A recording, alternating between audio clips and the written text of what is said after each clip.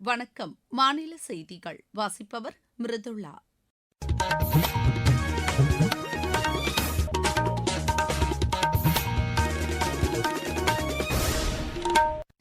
தலைப்புச் செய்திகள். நாட்டின் 80வது சுதந்திர தினம் இன்று கொண்டாடப்படுவதை முன்னிட்டு தில்லி செங்கோட்டையில் பிரதமர் திரு நரேந்திர மோடி மூவண்ண தேசிய கொடியை ஏற்றி வைத்து நாட்டு மக்களிடையே உரையாற்றுகிறார். திறன் வாய்ந்த பணியாளர்களை உருவாக்கும் வகையில் பிரதமரின் பணியிட பயிற்சி திட்டம் வடிவமைக்கப்பட்டுள்ளதாக மத்திய நிதியமைச்சர் திருமதி நிர்மலா சீதாராமன் தெரிவித்துள்ளார். ஆன்லைன் பத்திரப்பதிவு முறை விரைவில் செயல்பாட்டிற்கு வரும் என்று மாநில அமைச்சர் திரு லோகேஷ் தமிழ்ச்செல்வன் கூறியுள்ளார். காஞ்சிபுரம், செங்கல்பட்டு உள்ளிட்ட 5 மாவட்டங்களில் ஓரிரு இடங்களில் இன்று மிதமான மழைக்கு வாய்ப்புள்ளதாக வானிலை ஆய்வு மையம் தெரிவித்துள்ளது. இந்தியா இலங்கை அணிகளுக்கு இடையேயான முதலாவது டெஸ்ட் கிரிக்கெட் போட்டி காலையில் இன்று தொடங்குகிறது. இனி விரிவான செய்திகள். நாட்டின் 80வது சுதந்திர தினம் இன்று கோலாகலமாக கொண்டாடப்படுகிறது. இதையொட்டி தில்லி செங்கோட்டையில் பிரதமர் திரு நரேந்திர மோடி தேசிய கொடியை ஏற்றி வைத்து நாட்டு மக்களிடையே உரையாற்றுகிறார். இந்த விழாவில் முதல் முறையாக தேசிய பாடலான வந்தே மாதரம் பாடல் இசைக்கப்பட உள்ளதாக எமது செய்தியாளர் தெரிவிக்கிறார். இந்த நிகழ்ச்சியில் ராணுவம், கடற்படை, விமானப்படை மற்றும் மை பாரத் தன்னார்வலர்கள் என மொத்தம் 2500 மாணவ மாணவிகள் பங்கேற்கின்றனர். சுதந்திர தின விழாவில் பங்கேற்க பல்வேறு துறைகளைச் சேர்ந்த 5000 பேர் சிறப்பு விருந்தினர்களாக அழைக்கப்பட்டுள்ளனர். இதனையொட்டி தில்லி முழுவதும் பாதுகாப்பு பலப்படுத்தப்பட்டுள்ளது. 15,000த்திற்கும் மேற்பட்ட காவலர்கள் பாதுகாப்பு பணியில் ஈடுபடுத்தப்பட்டுள்ளனர். செங்கோட்டையை சுற்றிலும் சிசிடிவி கேமராக்கள் உட்பட பல அடுக்கு பாதுகாப்பு போடப்பட்டுள்ளதாக எமது செய்தியாளர் தெரிவிக்கிறார். மாநிலங்களின் தலைநகரங்களில் அந்தந்த மாநிலங்களின் முதலமைச்சர்கள் தேசிய கொடியை ஏற்றி வைத்து உரையாற்றவுள்ளனர். சென்னையில் உள்ள செயின்ட் ஜார்ஜ் கோட்டை கொத்தளத்தில் முதலமைச்சர் திரு விஜய் தேசிய கொடியை ஏற்றி வைத்து உரையாற்றுகிறார். இந்த நிகழ்ச்சியின் போது பல்வேறு துறைகளில் சிறப்பாக சேவையாற்றியவர்களுக்கு விருதுகளையும் அவர் வழங்குகிறார். சுதந்திர தினத்தை முன்னிட்டு விமான நிலையங்கள், ரயில் நிலையங்கள், மத்திய மாநில அரசு அலுவலகங்கள் மூவண்ண விளக்குகளால் அலங்கரிக்கப்பட்டுள்ளது. தொழில்துறைக்கு தேவையான திறன் வாய்ந்த பணியாளர்களை உருவாக்கும் வகையில் பிரதமரின் பணியிட பயிற்சி திட்டம் வடிவமைக்கப்பட்டுள்ளதாக மத்திய நிதியமைச்சர் திருமதி நிர்மலா சீதாராமன் தெரிவித்துள்ளார். புதுதில்லியில் தொழிற்சாலைகளில் நேரடியாக பயிற்சி பெற்று வரும் இளைஞர்களிடையே அவர் கலந்துரையாடினார். தொழில்துறையினர் பட்டப்படிப்பு மற்றும் தொழிற்கல்வியை படித்தவர்களுடன் கலந்தாலோசித்த பிறகே இந்த திட்டம் வடிவமைக்கப்பட்டதாக அவர் கூறினார். 18 முதல் 25 வயது வரை உள்ள இளைஞர்கள் இந்த பயிற்சி திட்டத்தில் சேர முடியும் என்றும் அவர்களுக்கு மாதந்தோறும் குறைந்தபட்ச உதவித்தொகை வழங்க முடியும் என்றும் அவர் கூறினார். தொழிற்சாலைகளில் நேரடி அனுபவத்தை பெறுவதன் மூலம் இளைஞர்கள் தங்களது திறன்களை வளர்த்துக் கொள்ள முடியும் என்று திரு நிர்மலா சீதாராமன் கூறினார். கைத்தறி கண்காட்சி கைத்தறி நிறுவனங்களுக்கும் நெசவாளர்களுக்கும் புதிய சந்தை வாய்ப்புகளை உருவாக்கும் என்று மத்திய ஜவுளித்துறை அமைச்சர் திரு கிரிராஜ் சிங் தெரிவித்துள்ளார். புதுதில்லியில் கைத்தறி கண்காட்சியை தொடங்கி வைத்து உரையாற்றிய அவர் இதனை தெரிவித்தார். இந்த கண்காட்சி நாட்டின் கைத்தறி பாரம்பரியம், வடிவமைப்பு, தொழில்முனைவு உள்ளிட்ட பல்வேறு அம்சங்களை ஒருங்கிணைப்பதாக உள்ளது என்று அவர் கூறினார். இதுபோன்ற கண்காட்சிகள் கைத்தறி தொழிலின் வளர்ச்சிக்கு உத்வேகம் அளிப்பதுடன் நெசவாளர்களின் வாழ்வாதாரத்தை மேம்படுத்த உதவிடும் என்று திரு கிரிராஜ் சிங் கூறினார். நாட்டின் முன்னேற்றத்திற்காக மத்திய அரசு மேற்கொண்டு வரும் திட்டங்களின் பயன்கள் அனைத்து மக்களையும் சென்றடைவது உறுதி செய்யப்படும் என்று மத்திய சமூக நீதி மற்றும் அதிகாரமளித்தல் துறை அமைச்சர் திரு வீரேந்தர்குமார் தெரிவித்துள்ளார். புதுதில்லியில் நடைபெற்ற நிகழ்ச்சியில் பேசிய அவர், ஏழை மற்றும் விளிம்பு நிலை மக்களின் வாழ்வாதார மேம்பாட்டிற்காக மத்திய அரசு செயல்படுத்தி வரும் திட்டங்களை பட்டியலிட்டார். அரசின் திட்டங்கள் மக்களுக்கு உதவுவதுடன் கல்வி, வாழ்வாதாரம், சமூக பாதுகாப்பு, கண்ணியமான வாழ்க்கை முறை போன்றவற்றில் நிலையான வாய்ப்புகளை உருவாக்க உதவிடும் என்றும் அவர் தெரிவித்தார்.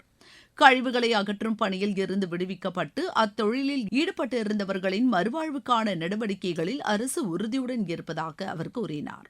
துப்புரவு பணியில் ஈடுபட்டுள்ள பணியாளர்களுக்கு பாதுகாப்பான பணியிட சூழல், சமூக பாதுகாப்பு ஆகியவை உறுதி செய்யப்படும் என்றும் அமைச்சர் தெரிவித்தார். நீங்கள் கேட்டுக்கொண்டிருப்பது மாநில செய்தி அறிக்கை.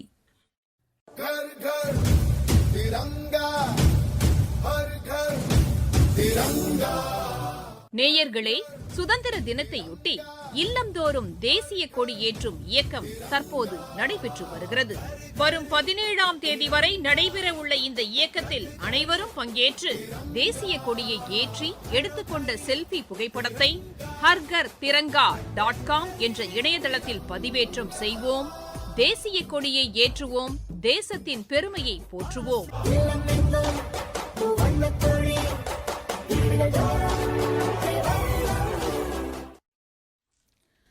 தமிழகத்தில் பத்திரப்பதிவுகள் ஆன்லைன் மூலம் மேற்கொள்ளப்படும் முறை கட்டாயமாக்கப்பட உள்ளதாக மாநில பத்திரப்பதிவுத்துறை அமைச்சர் திரு லோகேஷ் தமிழ்ச்செல்வன் தெரிவித்துள்ளார்.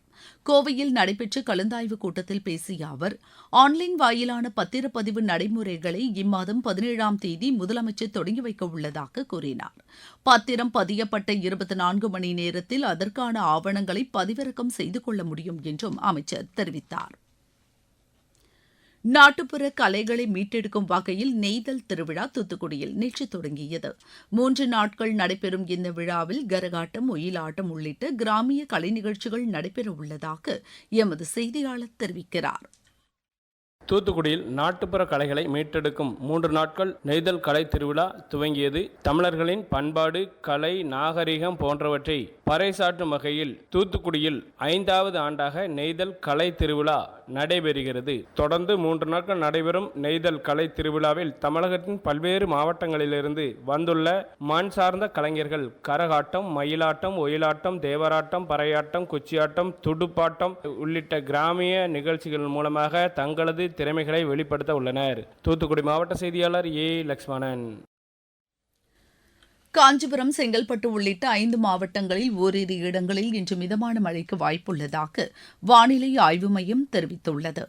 மேற்கு தொடர்ச்சி மலை மாவட்டங்கள் மற்றும் வடகடலோர தமிழகத்தின் ஓரிரு இடங்களில் இடி மின்னலுடன் கூடிய மழைக்கு வாய்ப்புள்ளதாக அந்த மையம் கூறியுள்ளது. மதுரை, திண்டுக்கல், ராணிப்பேட்டை, திருவள்ளூர், காஞ்சிபுரம் உள்ளிட்ட 10 மாவட்டங்களின் ஓரிரு இடங்களில் அடுத்த 2 நாட்களுக்கு பலத்த காற்றுடன் கூடிய மழைக்கு வாய்ப்புள்ளதாக வானிலை மையம் தெரிவித்துள்ளது. சென்னை மற்றும் புறநகரை பொறுத்தவரை இன்று வானம் ஓரளவு மேகமூட்டத்துடன் காணப்படும் என்றும் மாலை அல்லது இரவு நேரத்தில் மிதமான மழைக்கு வாய்ப்புள்ளதாகவும் வானிலை ஆய்வு மையம் தெரிவித்துள்ளது. இருவரி செய்திகள். ஏற்றுமதி செய்யப்படும் பொருட்களுக்கு கூடுதல் வரி விதிக்கும் அமெரிக்காவின் நடவடிக்கைக்கு எதிராக அதேபோன்ற வரி விதிப்பு முறையை மேற்கொண்டு வருவதாக பிரேசில் தெரிவித்துள்ளது. சீனாவில் உள்ள ஹுனான் மாகாணத்தில் லியாஹுவான் பகுதியில் உள்ள நிலக்கரி சுரங்கத்தில் ஏற்பட்ட வாயு கசிவு காரணமாக அங்கு பணியில் ஈடுபட்டிருந்த 52 பேரில் 44 தொழிலாளர்கள் பத்திரமாக மீட்கப்பட்டுள்ளனர். காங்கோவில் பரவி வரும் எபோலா வைரஸ் காரணமாக பாதிக்கப்பட்டவர்களின் எண்ணிக்கை 4665 அதிகரித்துள்ளது. ஐரோப்பிய நாடான ருமேனியாவில் ஏற்பட்டுள்ள கடும் வறட்சி காரணமாக செமோவோடா அணுமின் உற்பத்தி நிலையத்தில் உள்ள 2வது அணு உலையில் மின் உற்பத்தி நிறுத்தி வைக்கப்பட்டுள்ளது. யுஜிசி நெட், சிஎஸ்ஐஆர் நெட் உள்ளிட்ட படிப்புகளில் மாணவர் சேர்க்கை நுழைவுத் தேர்விற்கான விடைகளை தேசிய தேர்வு முகமை வெளியிட்டுள்ளது. தூத்துக்குடி வஉசி துறைமுகத்தில் காற்றில் உள்ள ஈரப்பதத்தை பயன்படுத்தி மேற்கொள்ளப்படும் குடிநீர் உற்பத்தியை மத்திய துறைமுகங்கள் துறை செயலாளர் திரு முகேஷ் மங்கள் தொடங்கி வைத்தார். மாமல்லபுரத்தில் சர்வதேச காற்றாடி திருவிழாவை மாநில சுற்றுலாத்துறை அமைச்சர் திரு ராஜேஷ்குமார் தொடங்கி வைத்தார். வேலூரில் புதிதாக அமைக்கப்பட்டுள்ள ஐஸ் உற்பத்தி தொழிற்சாலையில் சோதனை முறையில் உற்பத்தி தொடங்கிய நிலையில் ஏற்பட்ட அமோனியா வாயு கசிவு குறித்து காவல்துறையினர் விசாரணை நடத்தி வருகின்றனர். கள்ளக்குறிச்சி மாவட்டம் உளுந்தூர்பேட்டை அருகே உள்ள மாரியம்மன் கோவிலில் தீமிதி திருவிழா வெகு விமரிசையாக நடைபெற்றது. நாமக்கல் மாவட்ட ஒருங்கிணைந்த நீதிமன்ற வளாகத்தில் மரக்கன்று நடும் விழா நேற்று நடைபெற்றது. விளையாட்டுச் செய்திகள். இந்தியா இலங்கை அணிகளுக்கு இடையேயான முதலாவது டெஸ்ட் கிரிக்கெட் போட்டி இன்று நடைபெறுகிறது.